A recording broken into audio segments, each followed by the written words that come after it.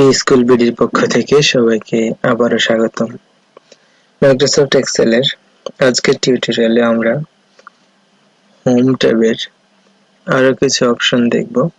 তো প্রথমে ফরম্যাট এই কমান্ডটা আমরা যদি ক্লিক করি, এর মধ্যে অনেকগুলো অপশন আমরা আগে দেখেছি, row height, auto fit, row height, column wide, এগুলো দেখেছি। তো আমরা চাচ্ছি একটা কলামকে বা একটা রোকে হাইড করতে। তো আমরা এই কলামটাকে হাইড করব। জাস্ট কলামের উপরে কলাম হেডিংটা আর উপরে যখন ক্লিক দিব আমরা, তখন পুরো কলামটাই সিলেক্ট হবে। তারপর ফরম্যাট এই কমান্ড থেকে আমরা হাইড থেকে হাইড কলাম যখন ক্লিক করব তখন এই কলামটা হাইড হয়ে যাবে।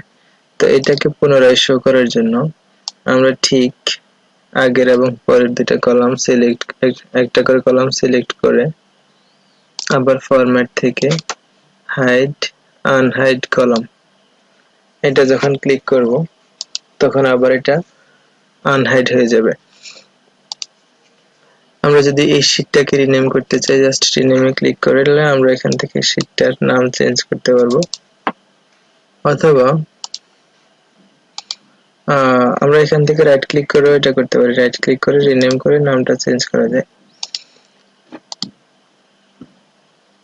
মুভ অর কপি শীট, আমরা এই শীটে যা লেখা আছে সবগুলোকে যদি অন্য একটা শীটে কপি করতে চাই, ক্রিয়েট এ কপি অথবা মুভ করলেও করতে পারবো। কপি করলাম, তাহলে আমাদের আগের শীটে যা ছিল পরবর্তীতে আরেকটা শীট হয়ে সবগুলো লেখা এখানে কপি হয়ে চলে এসেছে।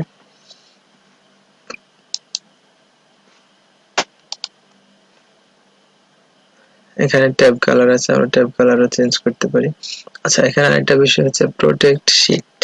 আমরা যদি এখানে ক্লিক করে একটা পাসওয়ার্ড দিয়ে দিই 1 2 3, তারপরে আবার পাসওয়ার্ড দিলাম 1 2 3, কনফার্ম করে সেভ করে আমরা যদি এটা কেটে দিই, তারপরে আমরা যখন এই শীটটা আবার ওপেন করব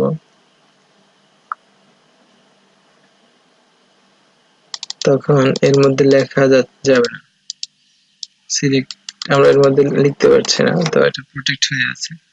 এটাকে আবার আনপ্রোটেক্ট করার জন্য ফরম্যাট থেকে আনপ্রোটেক্ট শীটে গিয়ে আমরা আবার পাসওয়ার্ডটা দেব 1 2 3। এটা এখান থেকেও করা যায়, জাস্ট রাইট ক্লিক করে প্রোটেক্ট শীট এখান থেকেও করা যায়। তো লক সেল আমরা জাস্ট একই সিস্টেমে লক করতে পারি, লক সেল করে ওই সেলটাকে লক করে রাখতে পারি।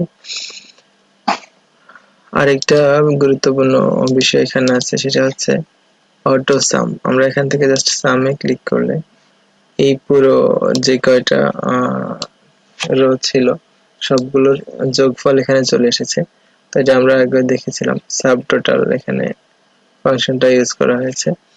এটা যদি আমরা দেখতে চাই, জাস্ট কন্ট্রোল টিল্ট, কিবোর্ড থেকে কন্ট্রোল টিল্ট এই অপশনটা যদি আমরা চাপ করি, প্রেস করি, তাহলে এখানে পুরো ফাংশনটা দেখাবে ইকুয়াল সাব টোটাল, তারপরে এই যে পুরো কোন কোন রো গুলো এখানে সাব টোটাল হয়েছে পুরোটা এখানে চলে এসেছে। আবার কন্ট্রোল টিল্ট প্রেস করলে এটা চলে যাবে। তো কন্ট্রোল টিল্ট এটা প্রেস করলে যেটা হয় এটা হচ্ছে ফর্মুলা ট্যাব থেকে শো ফর্মুলা, এটাই হয়। তো শর্টকাট হচ্ছে কন্ট্রোল টিল্ট। আচ্ছা, আমরা এটাকে জাস্ট লেফটে নেওয়ার জন্য হোম থেকে লেফটে নিয়ে যাব।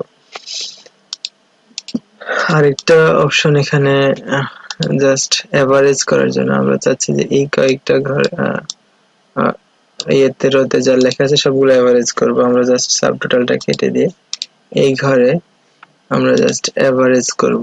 এভারেজে যদি ক্লিক দিই, এগুলোর এভারেজ এখানে চলে এসেছে। আবার আমরা যদি এখান থেকে ম্যাক্সিমাম মিনিমাম বের করতে চাই, এই কাউন্ট নাম্বার বের করতে চাই, এখানে 4টা নাম্বার শো করছে। আবার এখান থেকে যদি ম্যাক্সিমাম 15,000 দেখাচ্ছে, আবার মিনিমাম বের করতে পারছি। তো আরো অনেকগুলো ফাংশন আছে, এগুলো আমরা পরবর্তীতে ফাংশনগুলো নিয়ে আলোচনা করব। এখানে অল্প কয়েকটা নিয়ে আমরা আলোচনা করলাম। আরেকটা বিষয় হচ্ছে এখানে শর্ট এন্ড ফিল্টার। আমরা যদি এখানে সর্ট করতে চাই, সর্ট এ টু জেড, এখন আবার সর্ট জেড টু এ, বিভিন্নভাবে এটা সর্ট করা যায়। তো ফিল্টার দিয়ে দিতে পারি, ফিল্টার দিলে এখান থেকে আমরা ফিল্টার দিয়ে সর্টিং করতে পারবো। তারপরে হচ্ছে যে এখানে আমরা সিলেক্ট অলটা উঠিয়ে দিয়ে এখানে জাস্ট শুধু 10,000 এটুকু লিখে দিতে পারি, অথবা জাস্ট 10,000টা সিলেক্ট করে দিতে পারি, বাকিগুলো উঠিয়ে দিয়ে, তাহলে শুধু এটাই থাকবে, বাকি সব চলে যাবে। তো এইভাবে আমরা ফিল্টার অপশনটাও ইউজ করতে পারি। আর যদি দরকার না হয় সেক্ষেত্রে আমরা ফিল্টার অপশনটা বাদ দিয়ে দিব।